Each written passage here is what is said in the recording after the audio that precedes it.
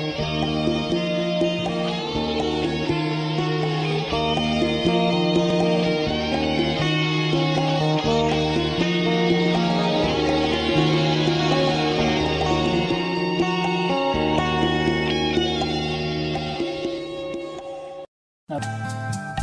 is a jaguar outside my door, stretched out and purring, waiting for more. Strange shade of stone, deep cat-eye green, no way to escape, no one hears my scream. We're going to have some fun with the intro. Have you thought about that? Why don't you start off, since you're always better at intros than I? Thank you. It's taken you 5 years to get to this realization. No, not at all. I've always said that. Okay. And this It's is our taken first... you 5 years to listen well enough to be able to actually hear me What when do you I mean talk. It's taken me 5 years to get to the point when I learn enough to be able to say that. Right? This is all on camera. See? I know, Okay, I know. Here we go. Okay. So, this And is... since I'm the editor, we'll decide who's going to do what. So Okay. you're the editor, huh? Bob, you're on. Finally. So today is Friday the 25th of February, and we are here at the Phoenix International UFO Congress, and it's our great pleasure once again to be meeting with our old friend Bob Dien. And I have this feeling that he may be an older friend than just 2 or 3 years. Who knows? And Yes. I'm delighted to have this opportunity to share a vintage-style Camelot interview in Bob's presence. And Bob, there's something very remarkable happening here, that the three of us are together in the spirit of It's a nice reunion. a reunited family. And I'm genuinely delighted to be here. So I'm Bill Ryan from Project Avalon. And I'm Carrie Cassidy from Project Camelot, and we are also both from Project Camelot. An interesting dichotomy. Things get pretty complicated, you know. No doubt about it. So, Bob, the reason we're here with you today is because you made some comments on the stage that I want to challenge you on, and I'd also like you to talk a little bit more about a few other topics, okay? And I think that all the time that we've interviewed you, you always keep a few cards hidden. And I would love for you to start to reveal some of those things. And I realize that, you know, you put yourself in danger and other people in danger when you do reveal too much. And so with that in mind, I assume you're going to be as careful as you ever are. I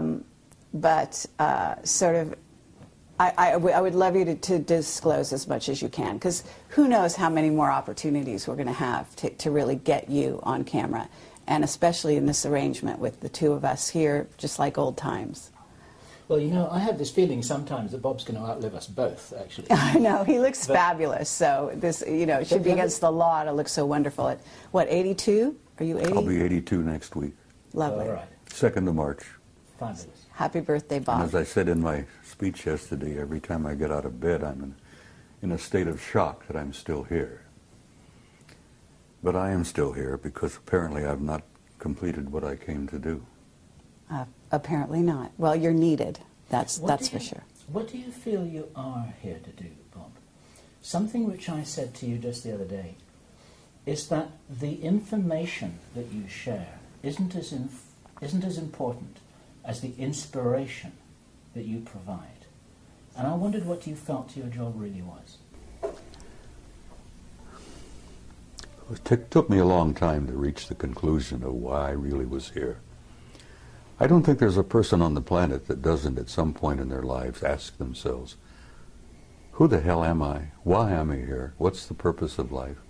What's it all about, Alfie, as the saying goes? It took me a long time to come to terms with why I was here. I shared with you some time back about the fact that I'd had a number of past life hypnotic regressions. And that opened a can of worms for me. But it also indicated to some degree why I really had come this time. Because like everyone else, I've been here many times. And as both of you know, I'm sure that the human spirit is infinite, immortal. We incarnate here, we come and go to school. We learn a few lessons, contribute in a small way, in each in our every way. But not many people ever take the time to really sit down and look deeply into themselves. As Yogananda said, self-realization, knowing who and what is living inside this shell that we call a human body. And like most humans, I went through a big chunk of my life, as I said, 3 different careers. And only in the last 10 to 15 years have I really begun to deeply look into myself and come to terms with myself. And as the Hindus say, the self is the immortal being that lives temporarily in this shell. And I had some interesting conversations with myself. Hey, see here, self, who the hell are you? Who am I? Why am I here? And self replied, you are an immortal being and you came to do a job. Now, damn it, well, get on with it. Do what you came to do. And only in this third career, as it were, where I've been traveling the world speaking publicly at major conferences, Barcelona, Madrid, Mexico City, Atlanta, everywhere. The response that I've been getting from people at those conferences, the response I got from people after giving you guys, 3 previous interviews, has literally been overwhelming. Shocked me, really did shock me. And it finally dawned on me that when people come up, give me hugs and kisses, touch me, and tell me that the things that I have said meant so much to them, that apparently my words had triggered something within them, that brought something out from inside of themselves. Did it really begin at that point where I began to grasp what my mission had been here? And it's simply this. You know, I'm not a great scholar, I'm not a great philosopher, I'm not a great much of anything. But when I speak to people publicly, here, there, and everywhere, apparently I touch a nerve somehow.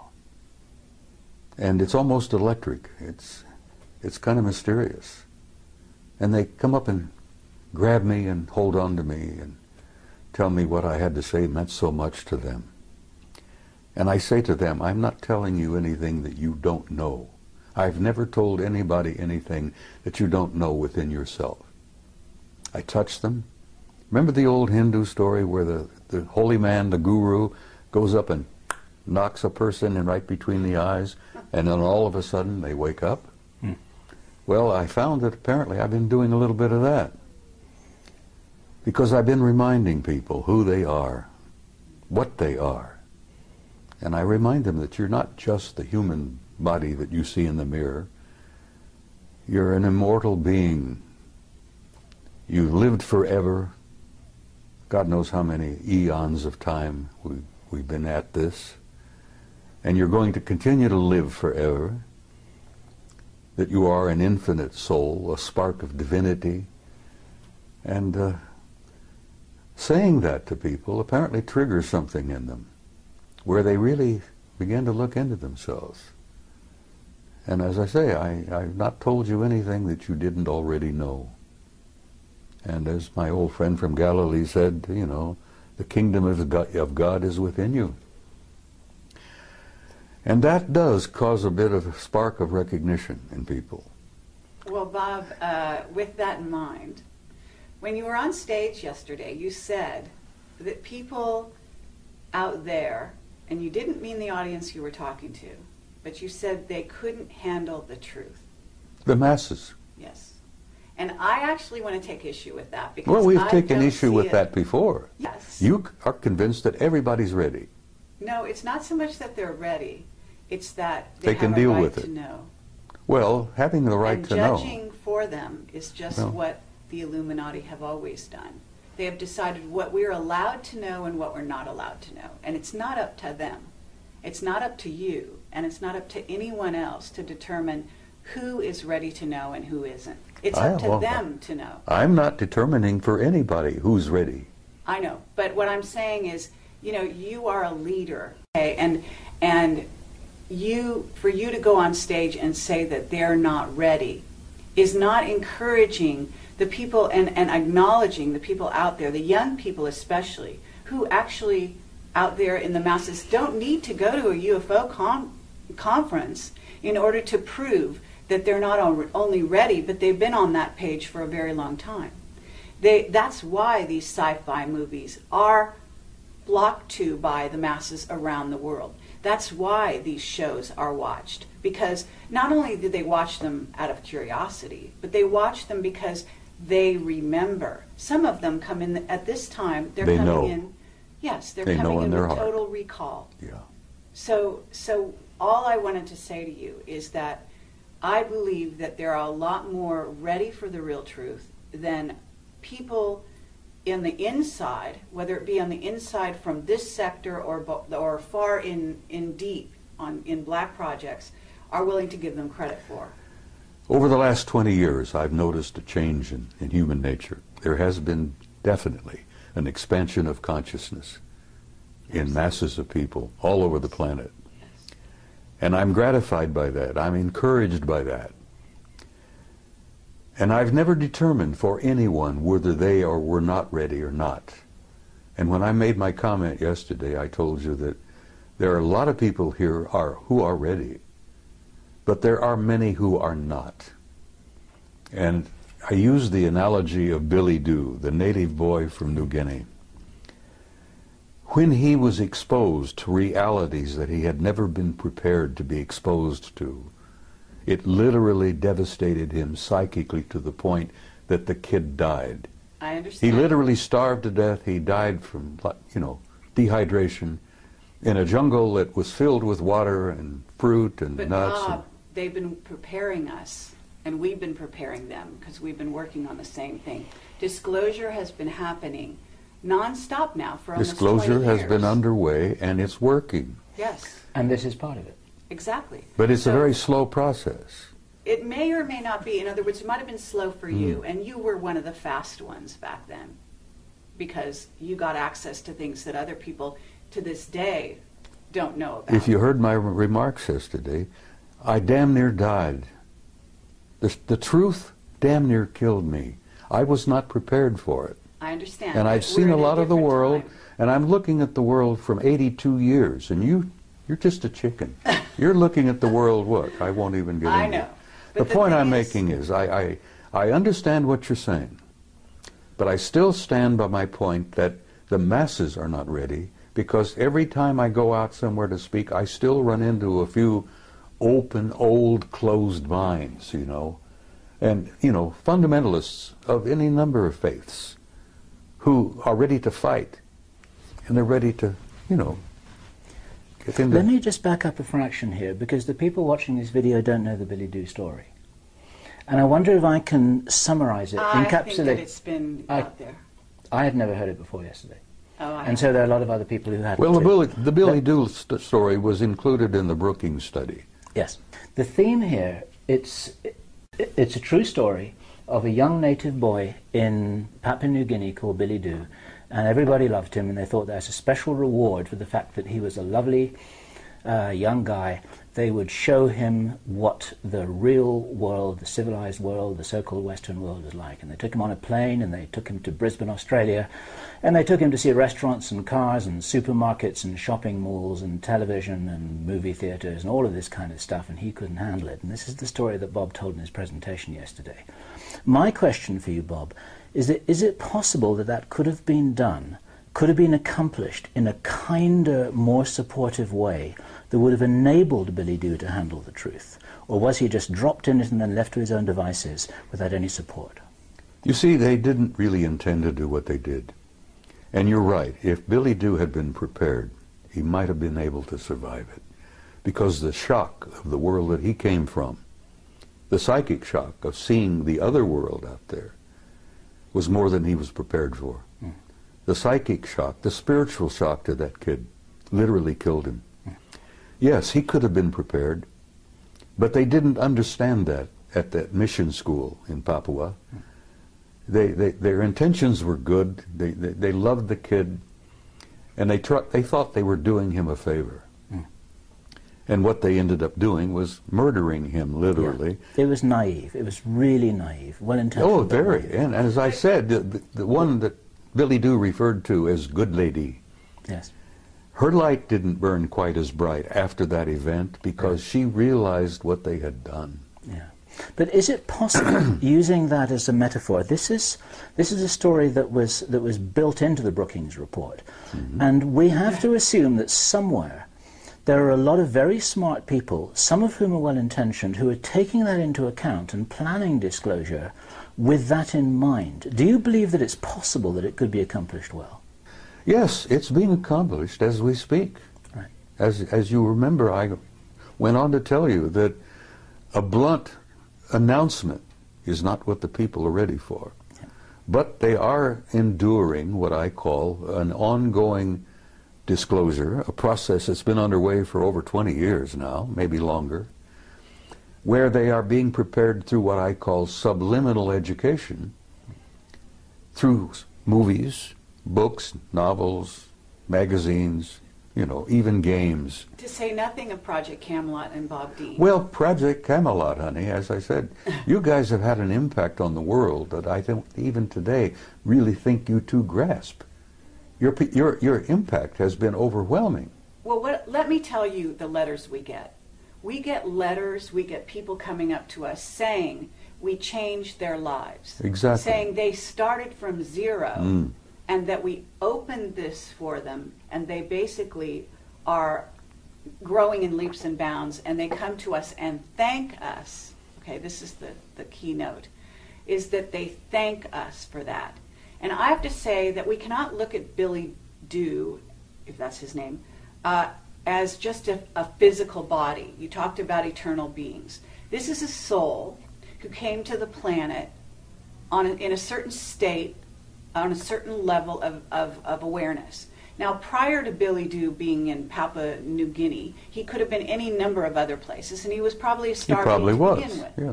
And there's also the aspect that this kind of thing could have been targeted to maybe the person that was least prepared in that group of people that he was among to handle these kinds of things. You see, I think Margaret Mead, who I believe was the one who delivered the story of Billy Doo. Who was an Illuminati, yes. Yeah, she was an incredibly bright lady, and she had had years and years of experience working with primitive societies. And I think she was the one responsible for getting that into the study. Yes. And yes, Billy Doo could have been prepared. And can we hear about the people that this changed in a brilliant and wonderful way, whose lives were saved because of it? Because I had a young woman come to me just about a half hour ago, and she's from Puerto Rico. And she said, I have a child, and he is a crystal child, and you saved my child's life. That's what she said. Well, I'm not surprised. And she said, because you interviewed, in this case, it was Jessica Schaub. Regardless of what you think about Jessica's information, and she was young and inexperienced at the time I interviewed her, but there are children out there who saw the mirror of themselves in her awareness and her willingness to embrace this cosmos of which we are a part. And so what I would submit to you is, here we are in 2011, that human consciousness is almost like an animal that's growing as a unity in leaps and bounds, okay, at this time. And you know that we have incredible energies coming into the earth facilitating this growth at this time, unlike any other time in history. And there are many scientists, people like Paul Laviolette, who can substantiate that scientifically for the people that are listening. But the point is that we can't go back to the Brookings report because it's no longer applicable. Well, if it ever was. It is still national policy, yes, whether you like it or not. But those are incredibly conservative old men who actually need to be booted out of office. And whether not you running think they should be anything. booted, I agree with you that there are hundreds of thousands of them who should be booted out of office. I've known hundreds of them in my own time. Now, Carrie, I don't disagree with you on what you're saying. That's all. Well, the only disagreement we may have is the timing. Absolutely. Have you noticed the people taking their revolution into their own hands lately? Of course. Okay, these That's people part are of an not expansion. just ready. That's part to of an change the expansion of world. mass consciousness. Exactly. That was inevitable. Absolutely. And some of the philosophers have been predicting that for years and years. And let me tell you something else. You ain't seen nothing yet. And I believe agree- you. I Just agree hold with that. on. I believe you. The next 10 years. I hope the hell I'm not here. I want to go home, really. I'm tired. But the next 10 years are going to confront you with things you wouldn't have dreamed before. Absolutely. Now, Rich Dolan just did a wonderful speech. He did. He always does. Yes, he does.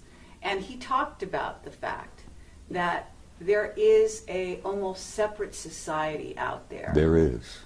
You could even call them a rogue secret military group who has created a whole society that is based on technology that is not in the public domain, that is based on concepts, robotics, nanotechnology, Genetic they live- manipulation. absolutely, and they have money galore that they've basically stolen, secreted, taken from drug money, and supported these black projects that we at Project Camelot have been pursuing and interviewing people about. for Projects the 5 years American now. people have been financing for years Absolutely. without even knowing it. So the point I'm trying to make here is that if you look at the earth and you look at humanity, we have two groups. We have a rogue group that is living, maybe we even had a witness that said 10,000 years ahead of this group. So you've got the masses of humanity here, and you've got this rogue group that's flying interluminally. Is that superluminal? Superluminally, right? Right. Outside our solar system. Hyperluminal, whatever you wish to call it. Solar system, etc. They've got bases on Mars and the Moon. You're talking about craft outside the rings of Saturn, which in your presentation, which is fascinating, and I'd love you to address some of that. But the fact of the matter is that we have two groups, and they're hugely divided, Mm-hmm. and that division is to the detriment, very, very seriously, of the masses. You Of see. course. And so it's bridging the gap that we're all about as a world at this time, in my view. Okay, that's what revealing the secrecy is. It's all about taking that river of division and bringing those two sides together. And you're one of the main people at the forefront, the avant-garde, along with Camelot and many other people that we know and respect, to bring those two groups together, to fill in and to reveal that place in between. She makes a good argument, doesn't she? Do you believe that there are enough white hats behind the black curtain to really be able to make a difference now that couldn't have been made 10 years ago? Yes. Right, that's an important thing to say. Some of those will be watching this video because they want to know what you're saying. They want to know what we're saying. What would you say to them? Because you can talk to them personally right now. Listen, I've met some of them, and they have told me that they support entirely what I've been doing. And I shared this with you before, that at one point, some years back, certain individuals, the black hats, put out a contract on me because I had gone from being a nuisance to being a threat. And they literally thought they could eliminate me. But fortunately, I must have had good friends in high places, and at that time I didn't realize what high places my good friends were in, you know. And the word went out to leave me the hell alone. And here I am, at 82, still alive and ornery and kicking. God, I'm getting tired of being here. But the point I'm making is, even the white hats and even the black hats have made some progress along the way. And they've expanded their consciousness quite a bit. Yes, no one's immune from this process. That's right. And so, you know, I basically am very hopeful about the future. The human race, the human species, it has a tomorrow. And I feel that's important to share with people. You know, women with young kids. Will my little child grow up? What kind of a world will my kid grow up in? And I try to reassure them that your kid has a future and that tomorrow is going to be much brighter than yesterday.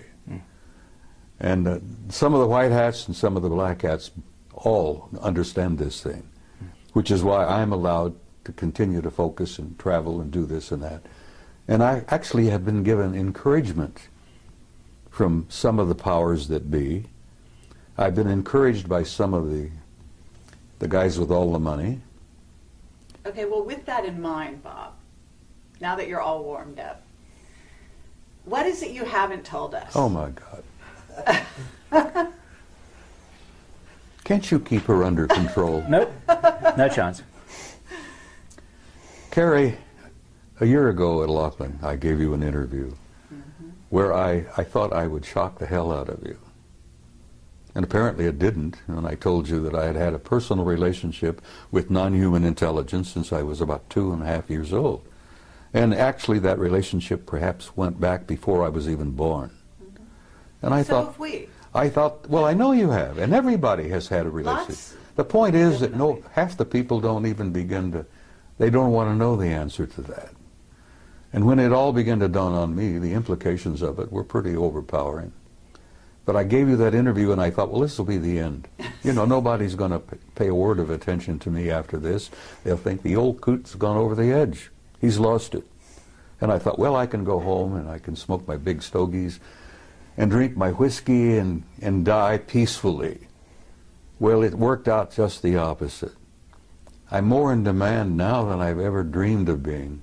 Yesterday I accepted an invitation to speak at a MUFON conference in Philadelphia in October. And I gave her I said, look, I'm going to tell you honestly, if I'm still on the planet in October, I'll be delighted to come. But I'm not making any plans really that far ahead, you know. I can't buy an insurance policy at my age, you see. But I'm hopeful, honey. I feel very hopeful about everything. I'm sure you're hopeful, but what is it you haven't told us? Because I believe, look, we've got time travel. There's issues with that. We've got travel through jump rooms to Mars and so on. I'm sure you've been exposed to some of that. You did share a little bit of that with me on my last interview with you. But I believe that that was the tip of the iceberg. And I don't know how far you've gone down the rabbit hole, but I imagine it's a lot farther than you've revealed. And I feel sympathetic with Alice because, yes, I've been down the rabbit hole. Okay. And you feel, I know you're a very conscientious and loving individual, and I know that there's some things you want to reveal and some you don't because you want to protect people. And I don't think you have a whole lot to protect in terms of yourself at the moment because, as you said, you're protected. And we have also been threatened in the last year and a half, each of us in different ways, our lives, as a result of what we've done. But that just tells you that you're on the right track, and as far as I can tell. Well, for time to time, I felt like the guy on the street with the raincoat who pulls it back, exposes himself, and then somebody comes along, they grab him and haul him away to the rubber room, as it were. I felt that way for quite a while. And yes, there are many things that I have not shared with you. How about this? Wendell Stevens passed on recently, and he was a very good friend of yours. I knew Wendell for 35 years. Okay. And you told me that Wendell said some last words to you. Would you Well, share Wendell that? and I had shared a lot before he got really sick, became ill. I had encouraged him for a long time to admit publicly that he himself had had personal relationship with some of them. And he said, Bob, I can't do that. He said, every ounce of credibility that I've had over the years will go down the tube if I say that. And I understood what he tried to say. He was getting older and he didn't need any bumps in his life before he departed. He was feeling bad and he felt, he knew he was leaving. And he says, I don't need any of that heartbreak and that upset stomach. I've told what I've learned, I've told what I've seen, I've shared the photos, I've spoken at conferences. He literally created this world conference in 1991. The UFO Congress. And I had the privilege and honor of assisting him in putting that together in 1991. And as I've told you before, that's when I really came out of the closet and began to violate my national security oath. I wanted him to hold on and be here for the 20th anniversary. But he went home in September, and I loved him dearly, and I love him still because I know he's alive and well. There is no death, and when you come to terms with that, it's kind of a shock. You know, the people who buy tombstones and buy the little plots in the cemeteries and all that, and I say to them, you guys don't understand, you know, because once the spirit leaves, that's nothing but a husk. Burn it up, sprinkle the ashes, and go on. Imagine how much real estate could be saved if we did away with cemeteries. Anyhow, I'm shaking up some people, I'm sure. There are traditionalists out there who will hear this and think, he's out of his damn mind. But yes, there are things I haven't told you, and there are probably things that I cannot tell you. I think I told you in that interview. What would happen if you did, Bob? Didn't I share with you that they had taken me away for 6 weeks? And that they brought me back 5 minutes after they took me? Okay, I would love you to do that, but I would also like you to say the last words that Wendell told you, because he said some very specific words about what's going on here on the planet. So he told me that from what he'd learned, that we were in for some difficult times. But beyond that? Beyond that, he said, I'll see you tomorrow. Beyond that, though, well, I'm going to reveal it then. I mean, he basically said they're in control. The people, the beings. He knew in control. that, and I've said that essentially. Well, you know, how did he phrase it? You know, well, I will go back to my interview with Bob Bigelow, and I'm banging on the table. And this was years ago when I still got frustrated and expressed my, vented my spleen, as it were. And I'm sitting with Bigelow. I bought him lunch, by the way. Now, I'm one of the few people who can say I took a billionaire to lunch. Anyhow, Bob, if you're watching this, you remember our interview, our talk. I'm banging the table because I was so frustrated and aggravated. And Bigelow said, calm down, Bob, calm down. He says, everybody has an agenda. And I said, yes, that's one of the things I'm angry about. Everybody's got their own damned agenda. And he says, Bob, there's only one agenda. Only one agenda. And I says, what is that? He says, it's their agenda. Always has been, is, and will always be until we grow up. Now, Bigelow shared that with me. Wendell shared that with me. He said he'd learned that, there's only one agenda. They're not only merely in control, they've been in control from the beginning. And they are controlling disclosure. Okay, and they are deciding whether the masses are ready or not. And who is they? Sweetheart, there is indeed a galactic federation. You may think that's a joke, you may think that's a little funny thing from the Star Trek series and all that. There is indeed a galactic federation. And the headquarters is not even in our galaxy. Now you put that in your pipe and smoke it. That there is a federation of advanced intelligence in beings throughout the universe, and the latest figure, 200 billion planets in our galaxy, 200 billion galaxies in the universe. It's probably much, much more. But there is a federation, there is a control, there is a purpose, there is an agenda, and the survival of this species on this tiny zoological garden is important to them. And they are in control of disclosure. They could end it tomorrow if they chose.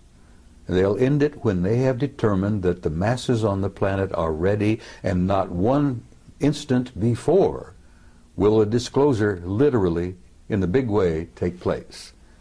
Now, as I pointed out to you also, it's been my experience, and I've had first-hand experience with this. I've never spoken at a conference in the last 10, 15 years where there wasn't at least one or two of them in the audience. And like Ingo Swann, I've developed the ability to spot them. And I've even had them come up to me. And I think I shared this with you on that interview, where they come up to me after a presentation, shook my hand, and told me how much they appreciated what I had to say.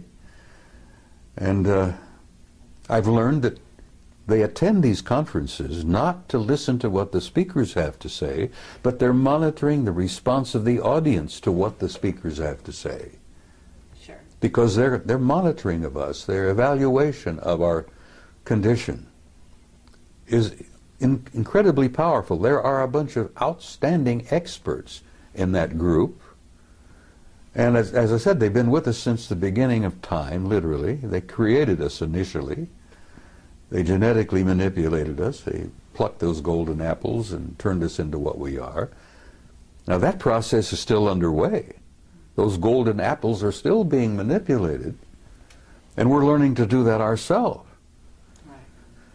But I will say to you again, the psychic shock of learning all of this all at once would be like Billy Do. People would, and I've run into them too, honey, and they don't want to know the truth. There's a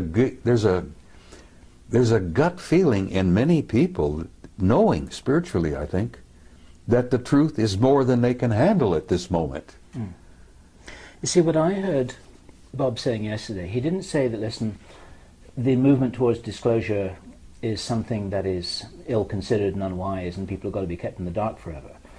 I think Bob was saying that it can't be done in the way that some people are thinking, with reference to Obama calling a press conference and say, okay guys, we've got this little secret, so listen up and we've got something exciting to tell you. Well, he's not going to do it that way, and Bob was explaining that it's been happening for quite a while. It has to be a gradual process. An ongoing strategic process in which people are waking up in waves. And the ripple effect is actually supporting the disclosure movement, and we're part of it, and other people are part of it, and Bob's part of it. Exactly. And I think all Bob was saying was that it's not happening in the way that some people naively think. Is that? That's exactly what I was trying to say. They're not going to be Billy Do. They are the ones with the agenda. But actually, I actually want to challenge that.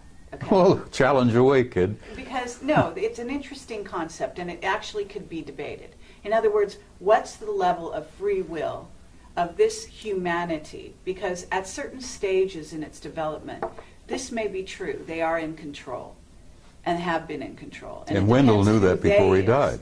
Right. And it depends who we're talking about, they. But I would submit that this humanity that is waking up is about to take those reins into their own hands. They're waking up. And that is exactly what some of those groups are very afraid of. Some of them? Yes. Well, perhaps. Because there are groups multidimensional beings. Carrie, there are people out there, intelligences out there that don't like us very much at all. Exactly. Like the two scientists that shared this with my retired commander from the Navy. He was a fusion specialist. What is it? The other element, the other level of reality? I forget. I'm having one of those senior moments. You will forgive me. Are you talking about free energy? Are you talking? Yeah, well, yeah. He was talking about. He'd worked alongside of a couple of those guys from along. Cold fusion. Hmm? Cold fusion. Well, it's a form of that, yeah. But before he retired, and he was leaving the laboratory just outside of Las Vegas, which he didn't want to be specific about, and I concluded he was talking about S4. Mm-hmm. He'd worked alongside of a couple of them for some time. And as he was leaving, he said, "Tell me what you really think of humankind." And the one chap said to him, "Well, since you asked." And these were the guys that worked side by side for a few years. "Since you ask, we consider humankind primitive, savage, and dangerous animals." And the scientist said, "I can't disagree with that, because I look upon the masses of humanity as primitive, savage, and dangerous animals myself." And that's when the other one injected a little bit of humor into the conversation and says, "You also smell bad. You stink." And the commander says, "You know, I took my shower this morning," and he's trying to, and they said, no, it's something about your human nature. It could be part of your diet, it could be the way you think. He says we call it kind of like an auric stench. We find it very discomforting. But nothing, no personal criticism here. And the commander says, well, I appreciate you being candid with me, thank you. And he went into retirement, and he speaks out very carefully. But okay, but so at this point, Bill asked you a question. They said, what would happen to you if you were to reveal some things that I'm not sure who you think is deciding it's okay, it's not okay. But what do you think would happen to you at this point? Because I've got some people telling me that now there's levels of controllers, and when you talk about Galactic Federation, you talk about the Guardian Alliance, or whatever you want to call them, those are a certain level. Then we have the ones that are actually here on the planet who are doing things like knocking people off because they do reveal truth. Okay? And well, those guys are not doing that very much. Most of knocking people off are some of our black shadow government people. Exactly. So I'm asking you, if right here and now you know what you can say and you know the limits of that, I'm sure. I can say almost anything now. Okay, great. Because I don't worry about it anymore. And frankly, I don't care what our shadow government thinks about it. I know this, that I've gotten some good friends in high places, not merely up there, but back in Langley and a few other places. You know? Absolutely. I became a nuisance, then I became a threat, and then I ended up, I'm an asset. An asset, exactly. Yeah. Exactly. So I've been encouraged, my health, you know, I'm still being looked after. I'm still being invited, and I joked with, I think you maybe, about, I don't travel anymore, cabin class. I had a bad experience coming back from Barcelona. And, you know, I'm not a snob, but I'm sitting in this big jet in the middle section. And bless her heart, there was an enormously overweight lady on my right who kept falling out of the seat. There was a squalling brat on my left. And here I am. I can't stand in line to wait to pee anymore, you see, because of my age and a couple of little infirmities that I have. And I said, look, I'm not going to travel cabin class anymore. Guys, if you can't buy me a business class ticket, I'm not coming. Well, good God, I thought that would be the end of that. No more trips. I was shocked. Oh, yeah. They're buying business class tickets for me all the time. The guys in Madrid bought me one, you know? Right. Absolutely. And the guys in Pennsylvania, which I will, if I'm still here, will be speaking out in October, bought me a business class ticket. And well, they should. So six days you disappeared. You came back 5 minutes No, later. I was gone 6 weeks. 6 weeks. Okay. So And they brought me back 5 minutes after they took me. Now, there are people out there who are watching this who think that I'm totally insane. And I don't care. Because I went through that period also, you know. I've shared with you, I went through 3 stages. I began to think I'm losing my mind. That was stage 1. Stage 2 was I became convinced I had lost my mind. Now I'm in stage 3. I'm sane, and the rest of the world is nuts. And whether you guys like it or not, that's where I am today, and I'm comfortable there. In support of you, Bob, there's a guy called Michael Ralph who published a book called The Mars Records. Have you heard his story? I've heard the name, I think, but I'm not familiar with it. In a nutshell, Michael Ralph, who worked, I believe, for the US Navy, recovered memories that showed that back in the 1970s, he had been taken to Mars on a tour of duty that lasted over 20 years. And when that tour of duty was completed, then he too was returned back to his original timeline the moment after he left it. Doesn't surprise me a bit. With his memory wiped. Now you can't get mainstream establishment scientists to listen to that without saying poppycock, balderdash, can't be. It's like Stanton Friedman says, they say it can't be, so it isn't. But we're not trying to talk to the mainstream scientists here. We're probably they're the worst. We're probably talking to the 12-year-old kids who say, yeah, that sounds pretty cool and it sounds real to me. Well, your 12-year-old kids are more broad-minded than some of our establishment scientists. And they will be establishment scientists later. Well, someday. And well, that's because they haven't been through our educational system. That's right. Their minds have not been stunted. Been programmed for a number of years. It's been very clear to us for quite a while that we're primarily talking to to the future establishment. Of course you are. Not the present establishment. You're talking to people of tomorrow. We're talking to the kids. And the kids are our future. And if we can wake them up, point them in the right direction, and inoculate them against what they're being told by their teachers, then that helps the ball roll a little bit faster. Okay, so but tell us about your experience disappearing for 6 weeks. 6 weeks. It shocked the hell out of me. Where'd you go?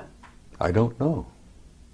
I don't know whether I was on their home planet or whether they'd taken me through a doorway, a portal, into another dimension. Okay. I heard the name Milena mentioned as to where we were. Now, this interview where I say that I was with them for 6 weeks. They brought me back 5 minutes after they took me. But I remembered 6 weeks. Are we on camera? We're on camera. All right, well, look, people said, what did you eat? And I said, I asked for bacon and eggs. I had steaks, I had pork chops, just about anything I wanted, I got. I went to the bathroom, you know, my physical functions continued for 6 weeks. I literally lived 6 weeks with them. And you asked me where, and I can't tell you where. The name Milena came up. Now, I don't know whether that was a city, because it appeared to be a city of some kind, a community. There were libraries, there were audience halls, lecture halls. God, the libraries, you wouldn't believe. Was it a very advanced society? Oh my God. No, I asked about this. I never saw a fire department, a fire truck. I never saw a cop. I got the impression there was no such thing as a police department. And the people that I was introduced to, people I got to see in 6 weeks, were very human. Look, you know, just like we do. But there was something about them that was totally different. They had an air of peacefulness. They had an air of incredible knowledge. What did you do during that time? Why did they take you? Ask questions and was shown things. As I said, the things that impressed me the most were the libraries, the records. You would call them Akashic records, I guess. I was told that in this one facility that every event in the history of the universe was there to be retrieved at will, if you wish. You could bring down, download literally, ancient Greece, the pyramids, the ancient Sumer, the first Anunnaki visit to planet Earth 200,000 years ago. It was all there. The life of every human that had ever lived on this planet was all there in that library. Now, can you imagine the computer technology that would allow that where you can retrieve it at a poke of a button, and there it is. You get a wide screen, and you can literally almost relive it. The history of the human race was there. So you had the experience that Billy Doo had? I was shocked. Bill, I damn near died. It was not what they were sharing with me and what they were showing me, it was the shock of coming back. Now, it's very close to when people have a near-death experience and they go over and they look around and they see the reality that they're literally a part of, that they were part of before they incarnated here. They'll be a part of it when they depart from here. But when you see that, I don't think, most of the people I've talked to who've experimented with near-death experiences, very few people want to come back. Some people have begged to stay there. Yep. Now, the shock is coming back and comparing what I had seen with what I've got here. Yep. Now, I've got a body that's beginning to fall apart on me. It's not a lot of fun. It's painful. I look around and I see the heartbreak, you know. Not only do I see the war, I have the grandson who's dying from wounds he received in Iraq. I'm growing older. I'm losing all my old friends. They're going home. Wendell was happy to leave. I won't say that tomorrow night in the ceremony involving him, but he was ready. He told me a year ago, Bob, I'm tired. I want to go home. And he knew where home was. But the shock, the psychic shock that I have experienced, and I told you on that, spoke yesterday, why I use the story of Billy Doo, because literally it happened to me. The psychic shock of seeing what I saw and being exposed to what I had been exposed to and coming back here. It damn near devastated me. You're saying recently it devastated you, or are you talking about your original exposure? The whole thing, honey, has devastated me. I've been through 3 wars. It's also enlightened you. You know, it's oh yeah, also made I you think a that lot was the purpose of wiser. taking me. Yes. Yeah, they shook me up, physically and spiritually.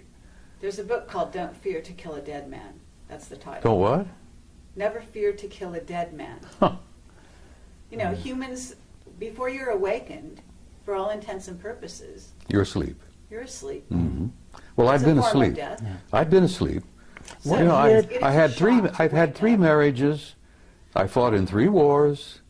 I've had 3 careers, and I jokingly say, make that 4 wars after looking at my 2nd marriage. Anyhow, the What shock year of coming back and What year was this, Bob? What year did it happen? oh in your God, life? it was somewhere around. I started speaking publicly in '91. It must have been in the early 2000s, 2002 or 3, somewhere in there. You mean that's the year when you had this experience you're talking about, where you I was gone for 6 were weeks. gone for 6 Then I find out I was only gone from here for 5 minutes. Now you try to put that in your pipe and smoke it. And when I jokingly told you earlier that, you know, I went through these stages where I thought I was losing my mind, and I convinced myself I had lost my mind. And now I'm at stage 3 where the rest of the world is nuts and I'm the only sane person there is, other than you nice people here, you see. Thank you. Yes. Yeah, but that is somewhere in the No, I think that we're all in 2003 or that place. 2004. You know. at No, some we're not point. all in that place. Yes, 90% of the world is still in dreamland. I mean people like us, people that have been through experiences like this. We do tend to look at the rest of the world as if they're crazy, because they appear crazy. Well, look at the wars. War is insane.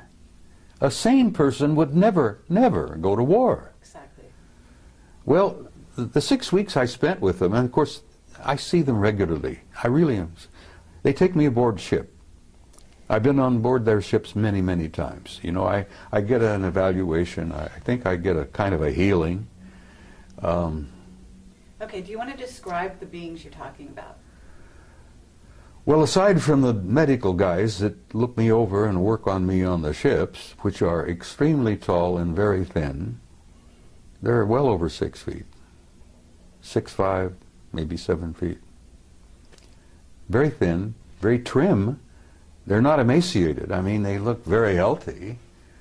But aside from that, they look human.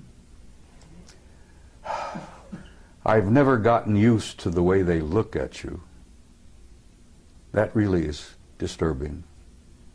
And if you ever encounter one, and you may have, very likely you have, the way they look at you is disconcerting, because they have a way of looking at you deeply into your eyes, and they lock onto your eyes, and they don't break away. Now, we humans don't do this, because we humans have a tradition where we look into each other's eyes, and after a moment or two, it becomes somewhat threatening. Yeah. You see? So we human tradition is, don't look into someone's eyes because you're a threat. Yeah. Well, they look into your eyes, and they look Or through unless you. you're in love with them. They look literally like they're reading you. And I found out that that's exactly what they're doing. Sure. And every time I've face to face with one and they look into my eyes, I find it kind of an awkward situation. And they don't look away. And you know that they're looking right through you and reading every damn thought you've got. Now that's disconcerting. But I assume that when they do that, it's in a non-judgmental way. Oh, they don't judge you. They don't have to judge you. Good God. If there's any judgment involved, we judge ourselves. Yeah. Yes. That's the other part of it that is so shocking. When you learn to see yourself, not only as others see you, but as they understand and see you, that's one of the things that happens in the death experience. The judgment is there, but God is not judging you. You judge yourself. Absolutely. And that's the worst part about it, because every damn experience in your entire life is there in front of you, like a book, Yeah. or like a movie, like a CinemaScope movie. And you look at yourself, and then you're the worst judge of all when you look at yourself and say, oh my God. Because in the death experience, and I've been through that hundreds of times, you feel the emotions of every person you've ever been involved with in all of your lives. Mm. Every hurt that you've ever given someone else, every insult that you've ever given anyone else.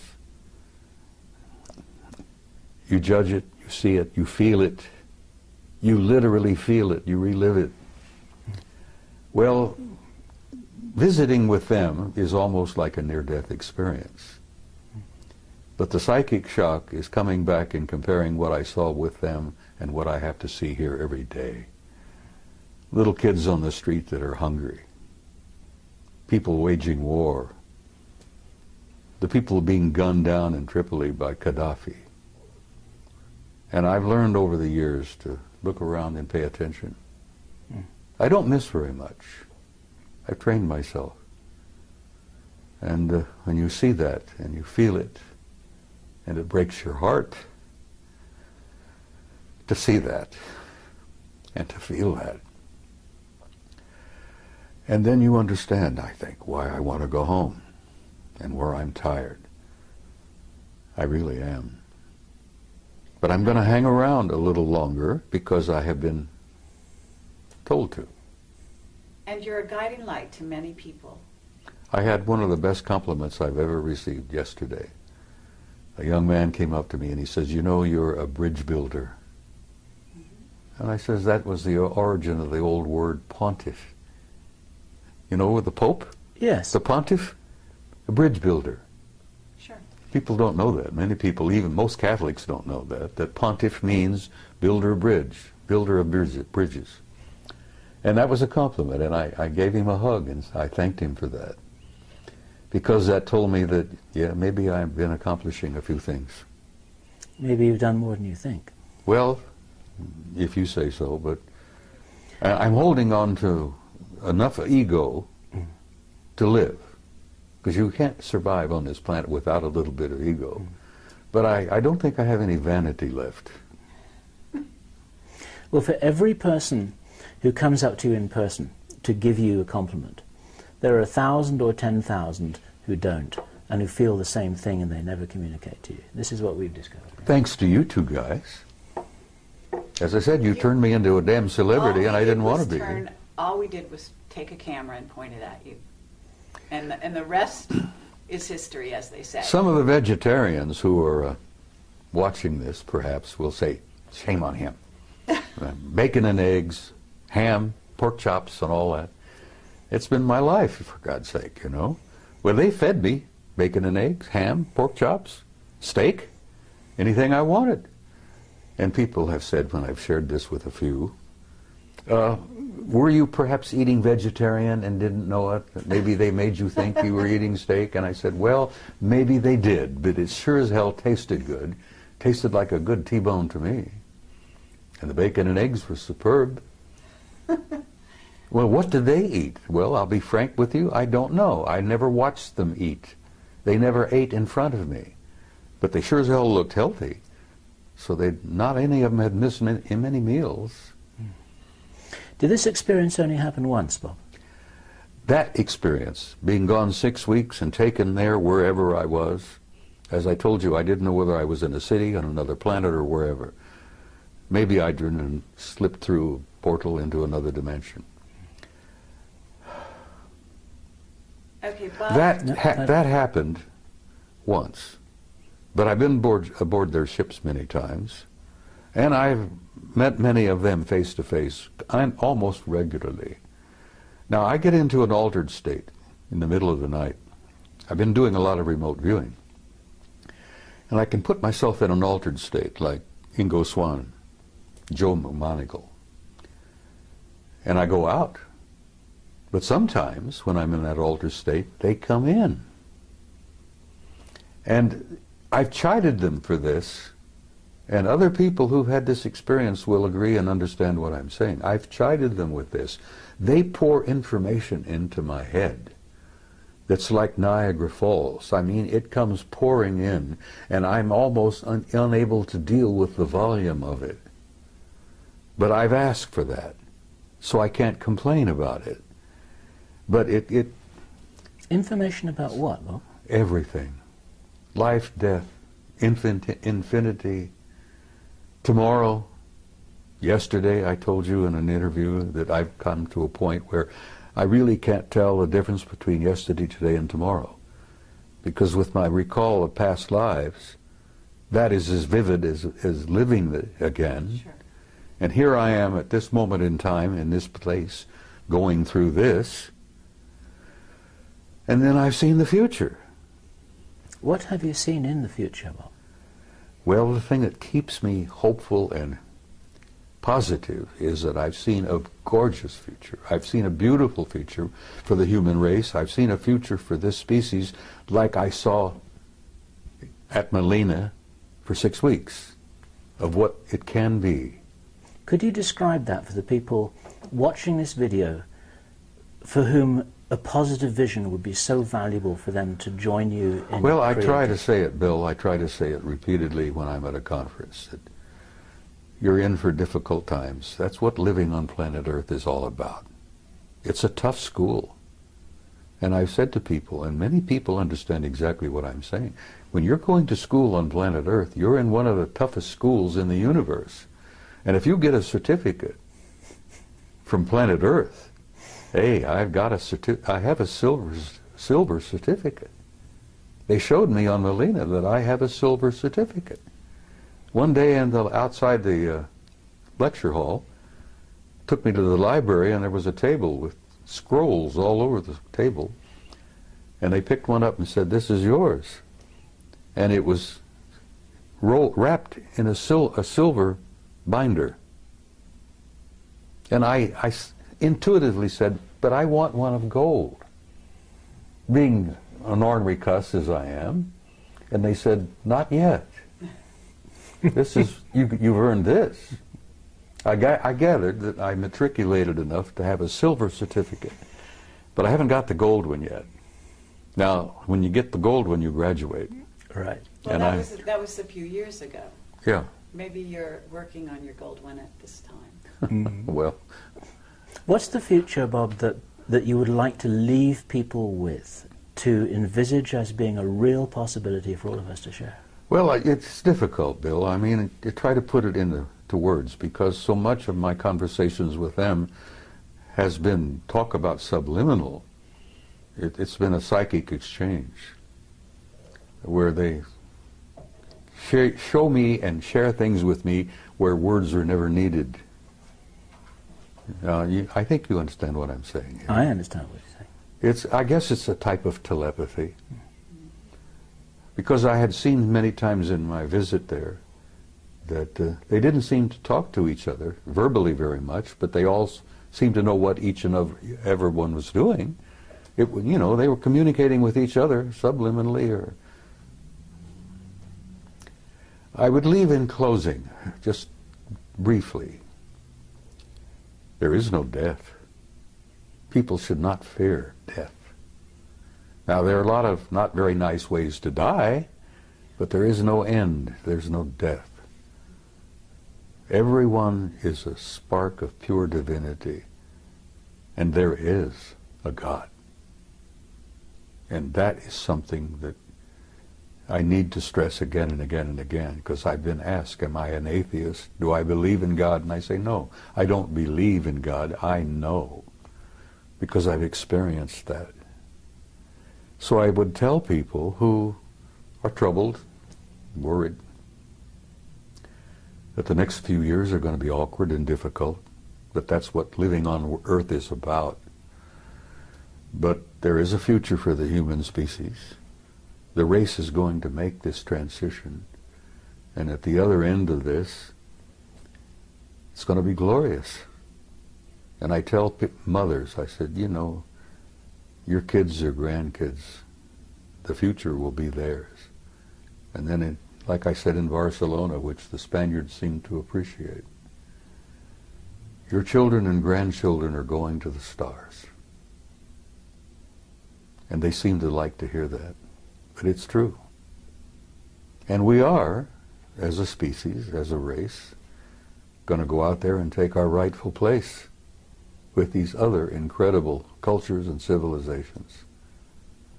And having seen the future, I'm hopeful. And, you know, I have this good friend from Galilee 2,000 years ago who was and still is my best friend, who tried to make that point again and again and again. And those of us who were with him at that time were a bunch of nitwits, and we didn't begin to grasp what he was trying to tell us. But he really essentially was telling us what I've just told you. The human race is not a mistake, it's not an accident, and there is a purpose and there is a meaning in life, and there is a future. And don't be afraid. And that's about all I can say. For me, Bob, that's a fabulous message to end with, and thank you.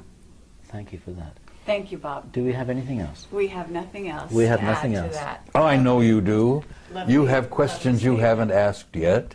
Well, we're gonna let you go at this point, unless you have something that you haven't said after all this. There's a hell of a lot I haven't said. Well, But, you know, as I this, jokingly told but you I one give you time. a lot of rain, Well, believe it or not. Even though I jokingly like told you one time, and I'm serious. If you get me a good Jack Daniels, I might go on for 2 hours and tell you things that would curl your hair. Well, Being a gentle lady as you are, I could share things with you that you wouldn't believe.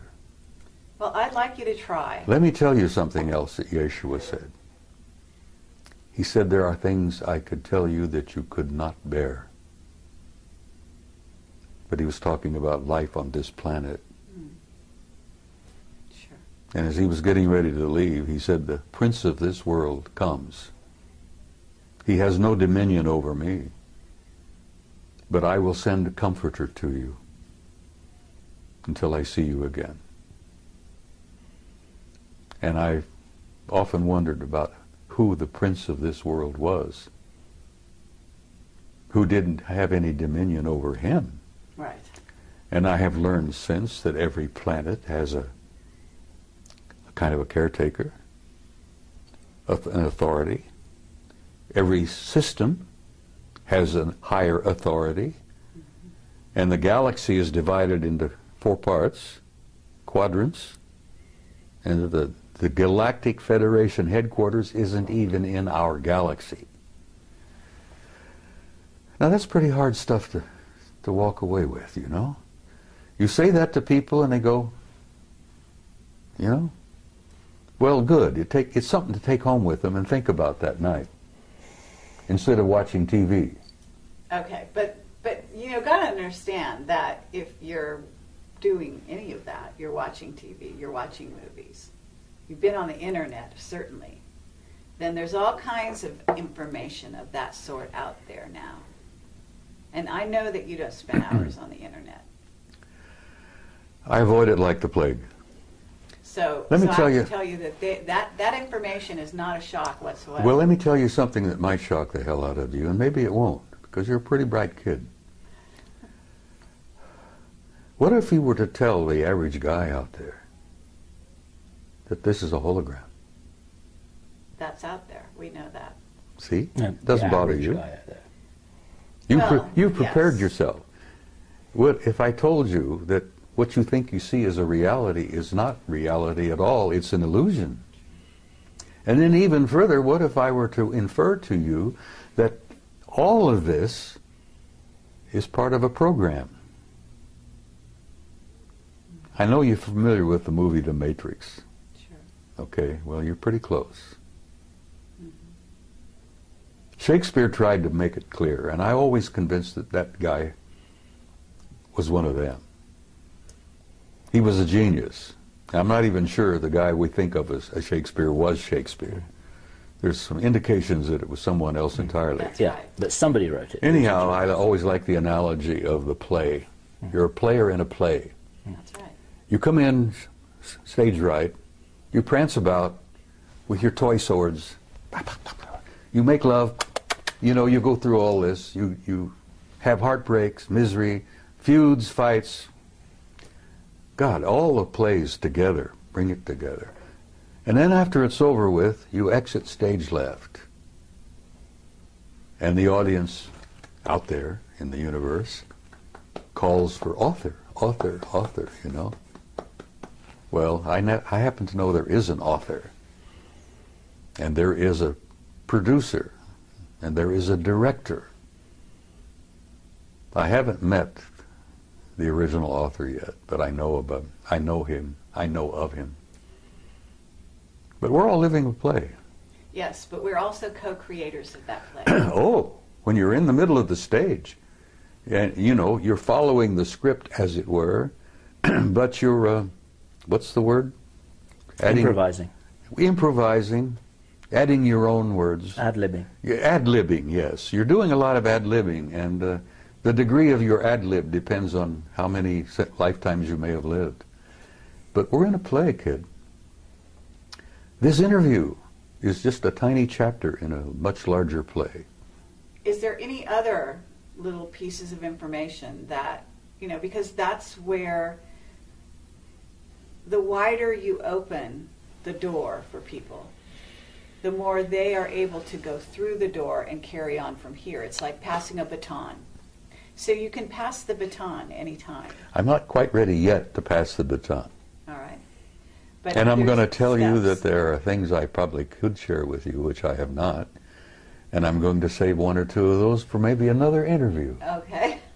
Fair enough. We're not going anywhere. We're gonna be here for you anytime you ask. Right here, today, tonight, there are people going on that stage. Just before we telling came lies. here, you saw in a classic example of, what is it? Obfuscation? Obfuscation. An elderly gentleman, a Terrible. retired military officer, tap dancing all over the damn place. Exactly. Yes. And he didn't fool anybody. No. So that's Least what I'm of all- saying. Right the scales. Throw out some truth. I did. Yes, you did, but you don't. Life is everlasting. Life is infinite. No, not the philosophical. You're an immortal line. being. Well, those are the only things that really interest me anymore. I know. I hear you. I know what you're looking I for. don't You're have looking any for the Jack down Daniels and dirty right this stuff about politics, the military-industrial group, the shadow government, the next major catastrophe. Well, I wasn't going to ask you to predict the future. That I wasn't going to do. Well, I already did. The future is Yes. bright, but there's some Absolutely. The bumpy. very long There's a range, bumpy that's road very between safe. now and I hear then. you. All right. Are we done? What I would like to say, Bob, is that this is good enough for me. And let me shake your hand a second time. Thank you. Thank you, sir. Thank I look forward to the next one. She's never quite finished, is she? No. She's never quite finished. Well, I love her dearly. I've adopted her, sort And of. so do I. Okay. Well, thank you very much, Bob. Sweetheart, it's my pleasure. You take care, and we'll come and share some Jack Daniels and talk to you off camera. Is it permissible for badger me you to some sip more. Jack Daniels on camera? Sure. Well, okay, we'll do it next time. All right. Watch out, because I'm gonna hold you. Closer I get to departure, I might share a couple of things Okay. Well, with you you. have my number.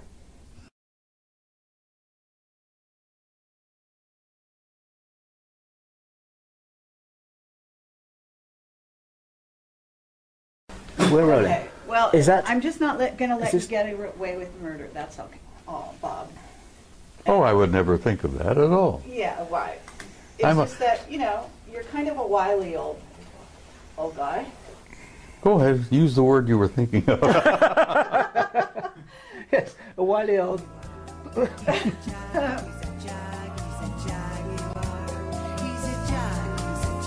Look, I've been called so many names. People have to get in line to insult me anymore because it doesn't bother me.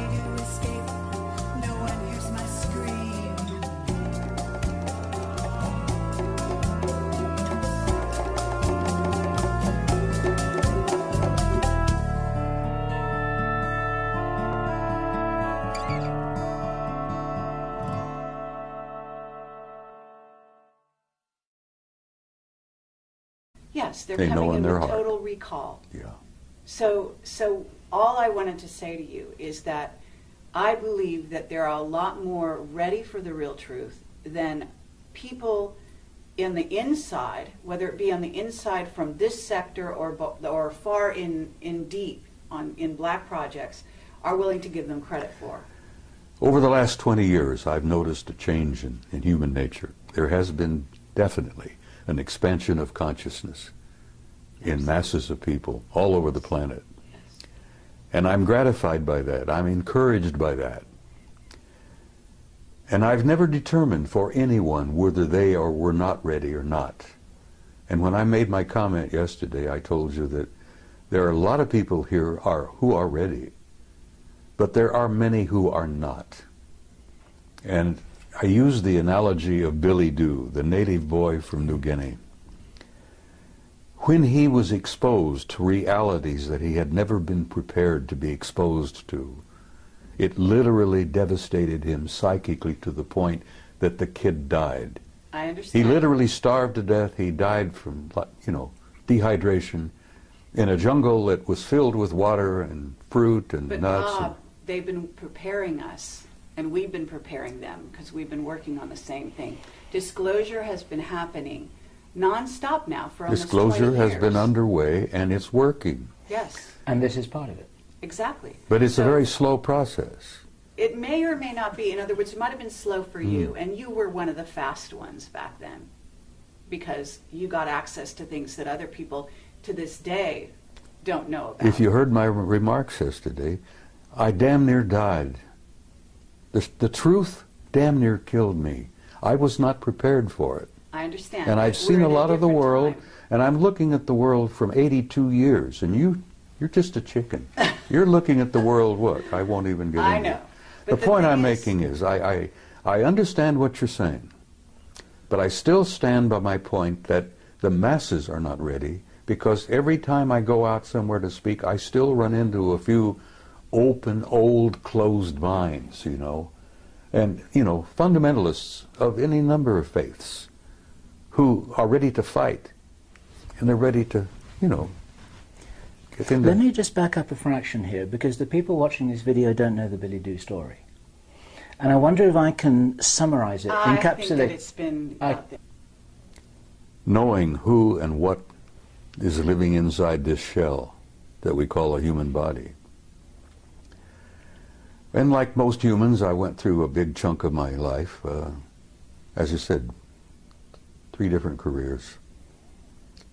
And only in the last 10 to 15 years have I really begun to deeply look into myself and come to terms with myself. And as the Hindus say, the self is the immortal being that lives temporarily in this shell. And I had some interesting conversations with myself. Hey, see here, self, who the hell are you? Who am I? Why am I here? And self replied, you are an immortal being and you came to do a job. Now, damn it, well, get on with it. Do what you came to do. And only in this third career, as it were, where I've been traveling the world speaking publicly at major conferences, Barcelona, Madrid, Mexico City, Atlanta, everywhere. The response that I've been getting from people at those conferences, the response I got from people after giving you guys, 3 previous interviews, has literally been overwhelming. Shocked me, really did shock me. And it finally dawned on me that when people come up, give me hugs and kisses, touch me, and tell me that the things that I have said meant so much to them, that apparently my words had triggered something within them that brought something out from inside of themselves. Did it really begin at that point where I began to grasp what my mission had been here? And it's simply this. You know, I'm not a great scholar, I'm not a great philosopher, I'm not a great much of anything. But when I speak to people publicly, here, there, and everywhere, apparently I touch a nerve somehow. And it's almost electric. It's kind of mysterious. And they come up and grab me and hold on to me and tell me what I had to say meant so much to them. And I say to them, I'm not telling you anything that you don't know. I've never told anybody anything that you don't know within yourself. I touch them. Remember the old Hindu story where the holy man, the guru, goes up and knocks a person in right between the eyes, and then all of a sudden they wake up? Well, I found that apparently I've been doing a little bit of that, because I've been reminding people who they are, what they are. And I remind them that you're not just the human body that you see in the mirror. You're an immortal being. You've lived forever. God knows how many eons of time we've been at this. And you're going to continue to live forever. That you are an infinite soul, a spark of divinity. And saying that to people apparently triggers something in them, where they really begin to look into themselves. And as I say, I've not told you anything that you didn't already know. And as my old friend from Galilee said, you know, the kingdom of God is within you. And that does cause a bit of a spark of recognition in people. Well, Bob, with that in mind, when you were on stage yesterday, you said that people out there, and you didn't mean the audience you were talking to, but you said they couldn't handle the truth. The masses. Yes. And I actually want to take issue with that, because well, we've taken issue with that before. Yes. You are convinced that everybody's ready. No, it's not so much that they're ready. It's that they can deal with it. to know.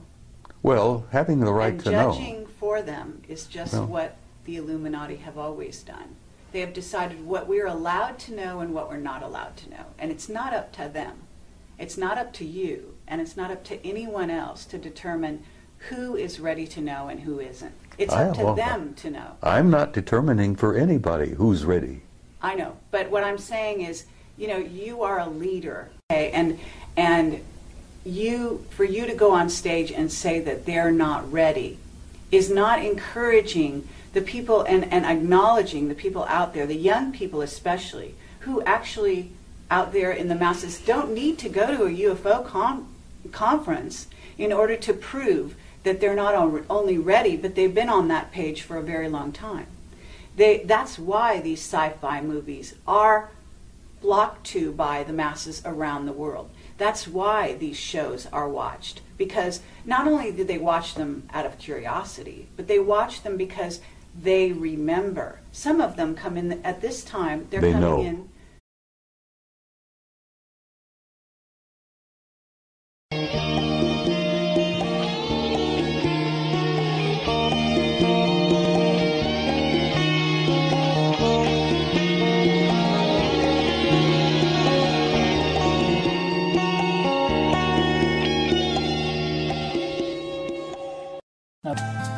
There is a jaguar outside my door, stretched out and purring, waiting for more. Strange shade of stone, deep cat-eye green, no way to escape, no one hears my scream. We're going to have some fun with the intro. Have you thought about that? Why don't you start off, since you're always better at intros than I? Thank you. It's taken you 5 years to get to this realization. No, not at all. I've always said that. Okay. And this It's is our taken first... you 5 years to listen well enough to be able to actually hear me What when do you I mean talk. It's taken me 5 years to get to the point when I learn enough to be able to say that, right? This is all on camera. See? I know, okay, I know. Here we go. Okay. So, this And is... since I'm the editor, we'll decide who's going to do what. So Okay. you're the editor, huh? Bob, you're on. Finally. So today is Friday the 25th of February, and we are here at the Phoenix International UFO Congress, and it's our great pleasure once again to be meeting with our old friend Bob Dien. And I have this feeling that he may be an older friend than just 2 or 3 years. Who knows? And Yes. I'm delighted to have this opportunity to share a vintage-style Camelot interview in Bob's presence. And Bob, there's something very remarkable happening here, that the three of us are together in the spirit of It's a nice reunion. a reunited family. And I'm genuinely delighted to be here. So I'm Bill Ryan from Project Avalon. And I'm Carrie Cassidy from Project Camelot, and we are also both from Project Camelot. An interesting dichotomy. Things get pretty complicated, you know. No doubt about it. So, Bob, the reason we're here with you today is because you made some comments on the stage that I want to challenge you on, and I'd also like you to talk a little bit more about a few other topics, okay? And I think that all the time that we've interviewed you, you always keep a few cards hidden. And I would love for you to start to reveal some of those things. And I realize that, you know, you put yourself in danger and other people in danger when you do reveal too much. And so with that in mind, I assume you're going to be as careful as you ever are. I would love you to disclose as much as you can, because who knows how many more opportunities we're going to have to really get you on camera, and especially in this arrangement with the two of us here, just like old times. Well, you know, I have this feeling sometimes that Bob's going to outlive us both, actually. I know, he looks fabulous, so this, you know, it should be against the law to look so wonderful. At, what, 82? Are you 80? I'll be 82 next week, Lovely. All right. 2nd of March. Fabulous. Happy birthday, And Bob. as I said in my speech yesterday, every time I get out of bed, I'm in a state of shock that I'm still here. But I am still here because apparently I've not completed what I came to do. Apparently not. Well, you're needed. That's for sure. What do you feel you are here to do, Bob? Something which I said to you just the other day is that the information that you share isn't as important as the inspiration that you provide. And I wondered what you felt your job really was. It took me a long time to reach the conclusion of why I really was here. I don't think there's a person on the planet that doesn't at some point in their lives ask themselves, who the hell am I? Why am I here? What's the purpose of life? What's it all about, Alfie, as the saying goes? It took me a long time to come to terms with why I was here. I shared with you some time back about the fact that I'd had a number of past life hypnotic regressions, and that opened a can of worms for me.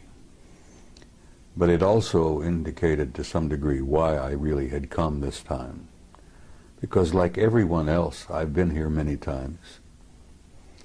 And as both of you know, I'm sure that the human spirit is infinite, immortal. We incarnate here, we come and go to school. We learn a few lessons, contribute in a small way, in each in our every way. But not many people ever take the time to really sit down and look deeply into themselves. As Yogananda said, self-realization